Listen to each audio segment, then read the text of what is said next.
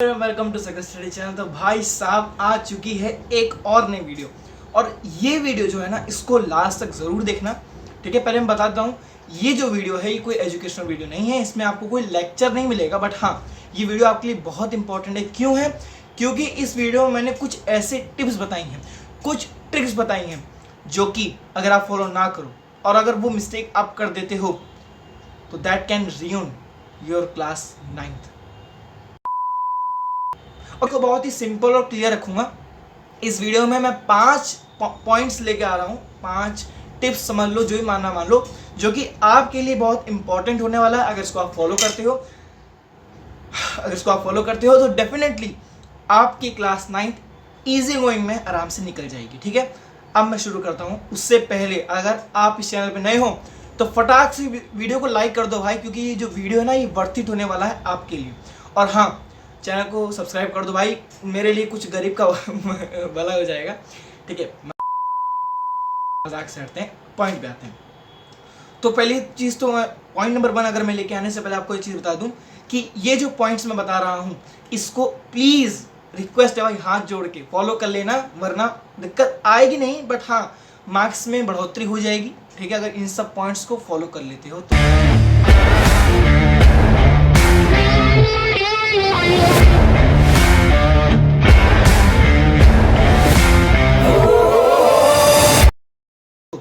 ठीक है, point number one ये है, do not make the notes blunder. अब ये क्या चीज़ है भाई साहब, थोड़ा एक्सप्लेन करूँ? ठीक है, बताता हूँ।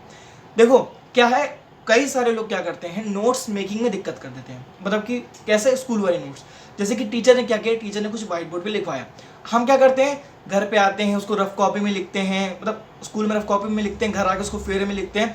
इन सब चीज़ों में बहुत ज़्यादा टाइम वेस्ट हो जाता है। इससे अच्छी चीज़ ये है कि आप स्कूल में ही फेयर कॉपी लेके जाएं और वहीं पे अपना क्लास वर्क कर लें, और घर पे जो होमवर्क आए तो मतलब स्कूल में टाइम मिल जाता है लंच के बीच का और फ्री पीरियड का, तो उसमें होमवर्क कर लो, ताकि घर पे आपका सिर्फ रिवीजन रह जाए। ठीक है, तो रिवीजन करना बहुत इंपॉर्टेंट है। ठीक है, ये हो गया। ये बहुत ज़रूरी है, मैं बात बताने जा रहा हूँ इसके बाद वाली, क्या कि रिवीजन कंसिस्टेंटली आपको करना है। क्यों करना है रिवीजन भाई? क्योंकि बोर्ड कह रहा हूँ, जब क्लास 9th आएगा, एग्जाम आएगा, तो एग्जाम में सिलेबस क्योंकि बहुत ज़्यादा रहेगा, तो आप रिवीजन में आप बहुत दिक्कत आएगी। तो आप ये इंश्योर करो कि आपका नोट्स कंप्लीट रहे, आपको बाद में नोट्स कंप्लीट ना करनी रहे, और जैसे ही एग्जाम आने वाला हो, आप 2 से 3 दिन के अंदर, क्योंकि आप रिवाइज करते रहोगे कंसिस्टेंटली, तो आप एग्जाम के 1-2 दिन पहले तक आप पूरे सिलेबस को आराम से रिवाइज कर सको। इसलिए मैं बता रहा हूँ, सेकेंड पॉइंट इसी से क्या आता है, कंसिस्टेंटली रिवाइज योर नोट्स। अब मैंने क्यों कहा कि फर्स्ट पॉइंट से कनेक्टेड है सेकेंड पॉइंट? इसलिए क्योंकि देखो भाई, अगर तुम्हारे नोट्स कंप्लीट रहेंगे ना, तो तुम रिवीजन कर पाओगे। क्यों? क्योंकि अगर तुम्हारे पास बहाना बन जाएगा, भाई मेरी नोट्स नहीं कंप्लीट है। अब जब नोट्स नहीं कंप्लीट, तो मैं कहाँ से बना दूँ, कहाँ से कर दूँ रिविजन, है ना? मतलब आपको मत सिखा। तो तुम्हें नोट्स कंप्लीट रखनी है, तुम्हें नोट्स कंप्लीट रखने के साथ साथ उसको कंसिस्टेंटली रिवाइज करते रहना है।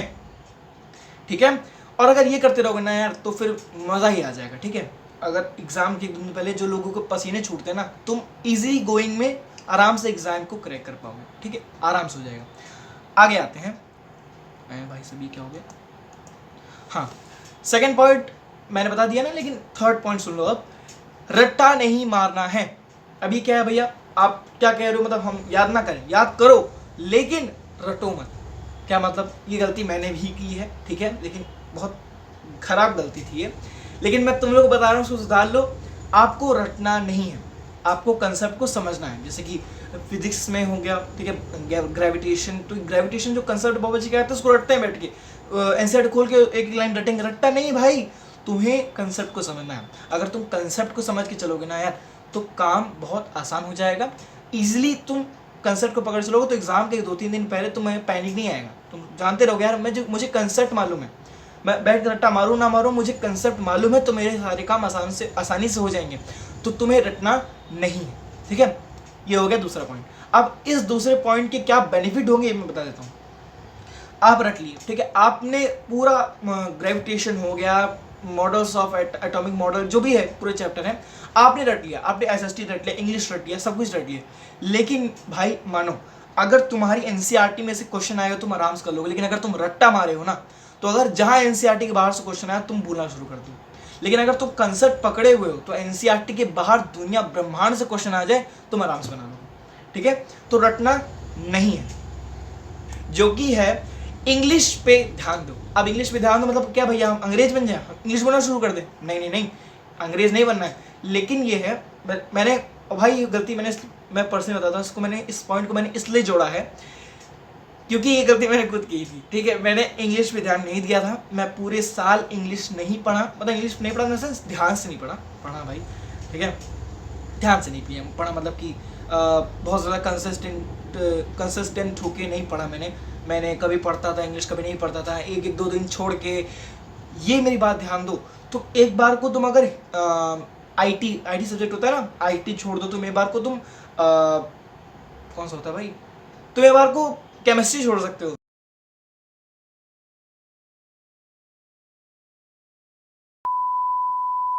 मानो तुम केमिस्ट्री रेगुलर ना करो, बट अगर तुम इंग्लिश रेगुलर नहीं करते हो ना भाई, इंग्लिश एक ऐसा सब्जेक्ट है जो तुम्हारा मार्क्स गिराएगा, डेफिनेटली गिराएगा।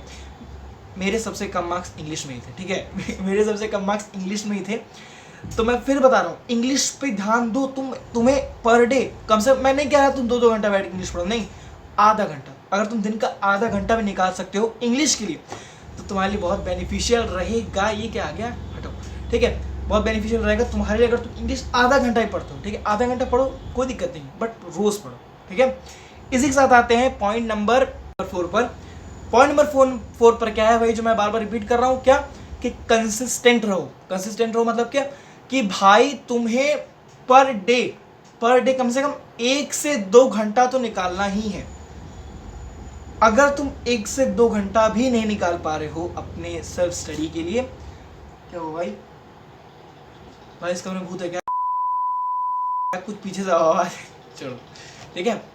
हाँ, अगर तुम कायदे से 1 से 2 घंटा भी नहीं निकाल पा रहे हो अपनी सेल्फ स्टडी के लिए तो भाई क्या ही है, ठीक है। तो क्या ही आएंगे 90%, 95% प्लस, ठीक है। तो मेरी बात मानो, दिन में 1 से ज़्यादा नहीं कह रहा हूँ कि तुम 8-8 घंटा पढ़ो, नहीं, कोई ज़रूरत नहीं है, ठीक है, कोई भी ज़रूरत नहीं।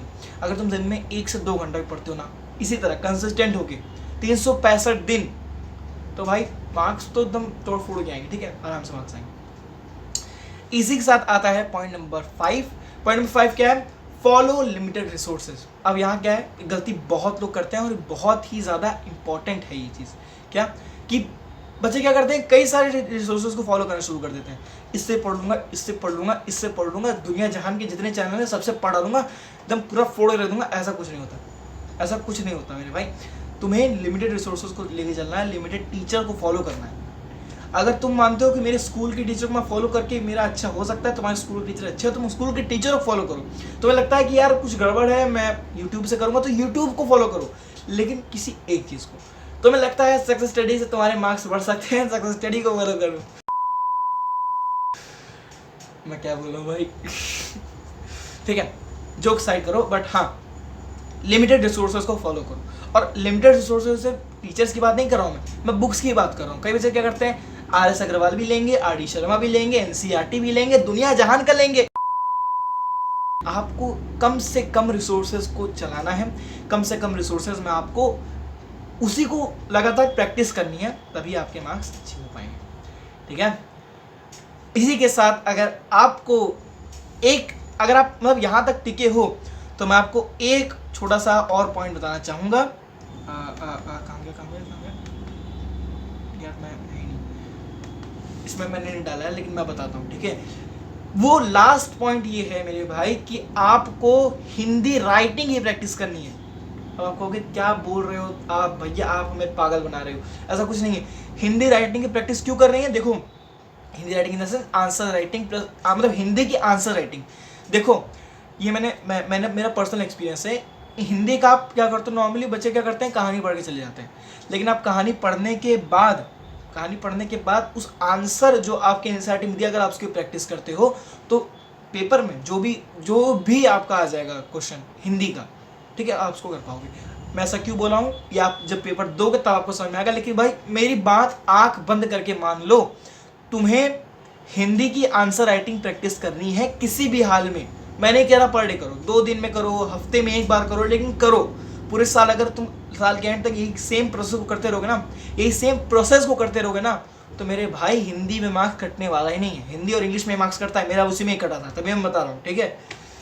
एक्सपीरियंस बता रहा हूँ भाई, 1000 बच्चों का एक्सपीरियंस नहीं है, बट हाँ ये है जो गलती मैंने की थी वो तुम मत करो। मैं इसलिए वीडियो अच्छी लगी हो तो भाई सब शेयर कर दो, दबा के हमें दोस्तों के साथ, चैनल को सब्सक्राइब कर दो, और इसी तरह की वीडियो आती रहेगी इस चैनल पे। हाँ मतलब कभी कभी हो जाता है, थोड़ा सा इनकन्सिस्टेंट में हो जाता हूँ यूट्यूब में। हाँ इसी तरह की वीडियो को और सपोर्ट करने के लिए चैनल को सब्सक्राइब कर दो। नीचे लाल लाल बटन है ना, वाइट हो गया, दबा दो, दबा दो, दबा दो, दबा दो, ठोको ताली।